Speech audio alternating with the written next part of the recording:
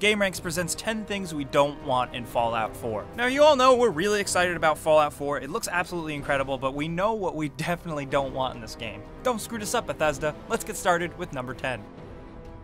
The first thing we don't want is level scaling bullet sponge style enemies. You know, in most RPGs, how you start small, you kill small enemies, they're easy, and then once you go out and venture into difficult areas, you'll find tougher, harder enemies. We don't really want to deal with that bullshit where you go back to some early areas and you can get killed by a level 30 rat, and it's just kind of annoying and lame and takes you out of it. There's so much more you can do in RPGs other than just taking the same enemies and just tacking on more hit points.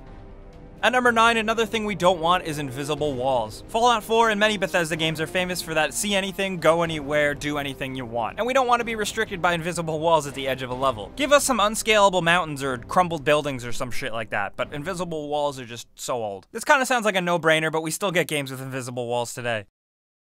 At number 8, a lot of you guys pointed this out on Twitter, the importance of power armor in the new game. Now, of course, in the gameplay preview trailers, we did get to see the player enter power armor and walk around and shoot and fly in the actual Brotherhood of Steel power armor. That's all well and good, but we don't want it to be treated like a limited use vehicle that you can hop in and only use during certain missions and scripted sequences. It should be a permanent thing that you can use whenever you want and shouldn't feel like a big deal. Once you build it, it should be yours and you can use it so you see fit. I mean, geez, the members of the Brotherhood of Steel wore that stuff every day, so why can't we?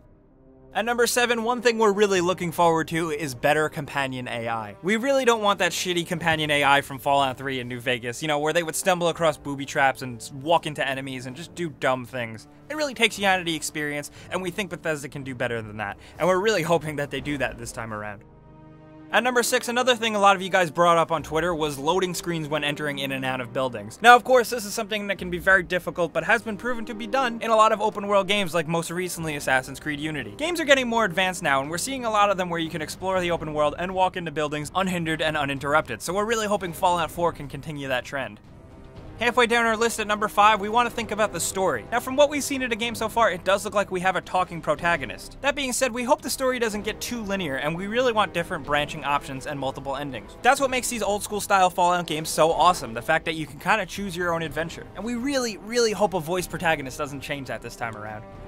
At number 4, speaking of story, we don't want to deal with any scripted death sequences for companion characters. So far, we really only know of 2 characters that accompany the player, and that's Codsworth and Dogmeat, the dog companion, and we don't want to see him die, especially not the dog. Just please don't kill the dog. We don't want to deal with that. At number 3, we don't want to see a bunch of pre-order DLC bullshit. Fallout 3 had some really great DLC that came out down the bend, so maybe a season pass seems a little okay to buy, but we still don't want to get forced into buying anything, especially if you guys haven't even planned out the content for it yet. And we really don't want to pre-order from GameStop or Best Buy to get special weapons, because that shit's annoying. Just give it all to us, please.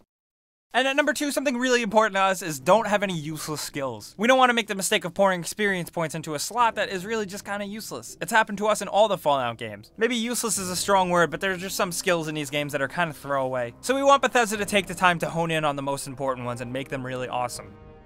And at number 1, the most important thing to us that we really don't want to deal with Fallout 4 is poor optimization for any platform. We don't want a Batman Arkham Knight situation, please, dear God. And most importantly, Bethesda does have a little bit of a track record of screwing up. I'm looking at you, Skyrim on PlayStation 3. I'm still waiting for you to run better. Fallout 3 and especially New Vegas were incredibly buggy, famous for being complete messes, but still playable, but we don't want any game-breaking bugs or graphical oddities that just make these games kind of annoying to play. Of course, us as players of video games, we have really high expectations for this shit, so just do your best, Bethesda.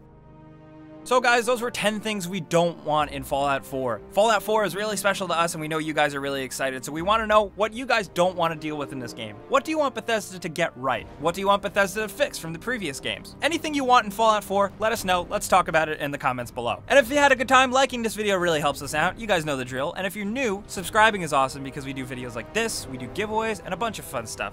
But as always, thanks for watching, and we'll see you guys next time.